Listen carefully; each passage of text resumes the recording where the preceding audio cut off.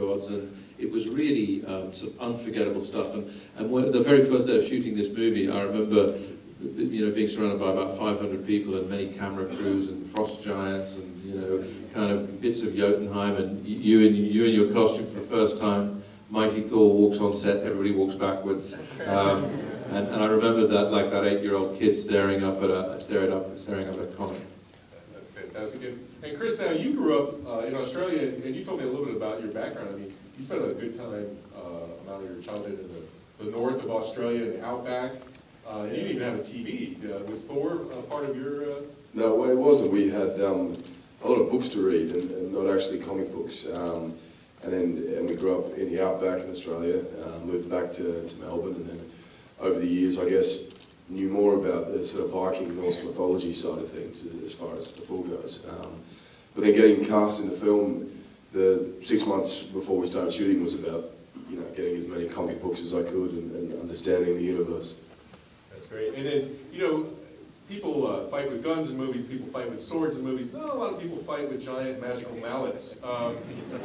Was that a challenge for you? Actually, just the physicality of it, the moving? Tell us a little bit about the preparation. I thought it was pretty cool, to be honest. Yeah, you know, it was a weapon I hadn't seen before, and it's funny, doing interviews, a lot of people have asked, you know, were you nervous about that? And maybe I should have been, but I had a great stunt team to work with, and basically we'd look at the comic books and try and steal poses and replicate them into a fighting style that we kind of invented around making this fairly unorthodox weapon functional. And we talked about the boxing techniques and, you know, that power up through the ground and hips and shoulders, and you know, just to make it look impressive. And it was fun to play with because, as I said, no one had really seen it before, so we had a lot of room to move.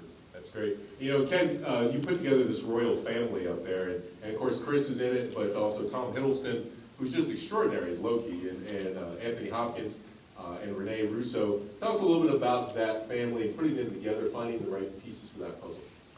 Well, it was a pleasure to do it. First of all, we all had to try and learn how to pronounce Mjolnir and Guggenir and Sleipnir.